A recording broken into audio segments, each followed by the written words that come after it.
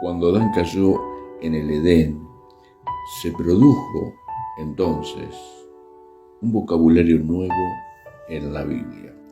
Y se produjo también un comportamiento que produjo nuevos resultados.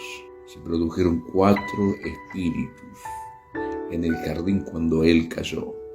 La primera cosa que sucedió fue que tuvo temor y vergüenza a la voz de Dios y se escondieron detrás de paredes religiosas. En la carta a los Efesios, capítulo 5, ellos son llamados arrugas ante Dios, no dan la cara, tienen timidez y rechazo. El segundo espíritu que se produce es el del humanismo y el liberalismo. Es aquel que actúa como si Dios existiera ayer, pero ya no existe hoy.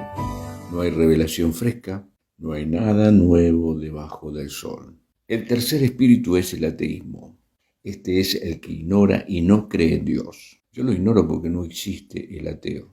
Porque el ateo dice que cree que no hay Dios. Pero para creer, el creer tiene que ser dado por Dios. Porque el creer tiene su origen en Dios. Por último se produce el espíritu de la religión. Es aquel que reconoce que Dios existe, que cayó, pero no acepta la gracia. Quiere trabajar para restaurar todo y produce una religión. Dios no lo quiere. Dios observa que en Génesis están las bodas a la que estamos esperando. La novia fue creada de la misma naturaleza de Adán y luego entregada a él. Ellos pensaban con Dios frente a frente por el jardín. Dios entregó la novia a Adán. De la misma manera, en los últimos días, la iglesia gloriosa va a ser entregada al Rey de Reyes y Señor de Señores. Quiero hablarte acerca del propósito eterno de Dios. En Primera de Pedro, en el verso 2. Elegidos según la presencia de Dios. En el verso 5 dice que somos guardados mediante el poder de Dios en la fe, para alcanzar salvación que está preparada, para ser manifestada en el tiempo postrero. Solo puede ser manifestado aquello que ha sido formado. En el verso 13 dice, por tanto, ceñid los lomos de vuestro entendimiento, sed sobrio y esperando por completo en la gracia que se os traerá cuando Jesucristo sea manifestado. Él te eligió en el afecto de su voluntad. Mi percepción viene de mi posición.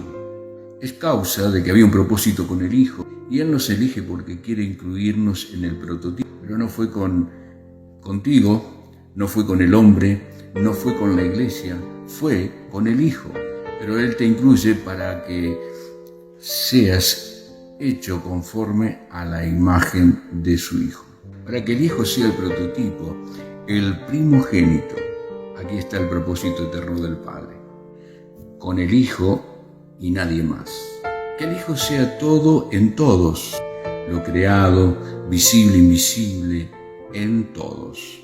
Entonces cuando Dios te eligió con ese propósito eterno, está diciendo que quiere tener más hijos, como mi Hijo, para que fueran hechos conforme a su imagen. Este es mi Hijo amado, en quien tengo complacencia. Dios solo tiene un Hijo y se llama el unigénito. Tú y yo no somos hijos de Dios. Venimos a ser engendrados en el Hijo, pero realmente Dios tiene solo un Hijo, el unigénito. Nosotros somos primogénitos. La palabra dice que somos la congregación de los primogénitos, que hemos salido del prototipo del patrón que Dios tiene para reproducir muchos hermanos. Dios no te eligió para sacarte del pecado, sino para conformarte a la imagen del Hijo. Dios no te eligió para salvarte, sino para conformarte a la imagen del Hijo. La salvación es el trámite por medio del cual Él te hace renacer para el propósito de establecer que seas conforme a la imagen del Hijo, para que el Hijo sea manifestado y magnificado a través de muchos hijos primogénitos. Por eso cuando el propósito se ignora, el abuso es inevitable, porque ignora el propósito de una salvación tan grande. Tenemos que tener una fe en el Hijo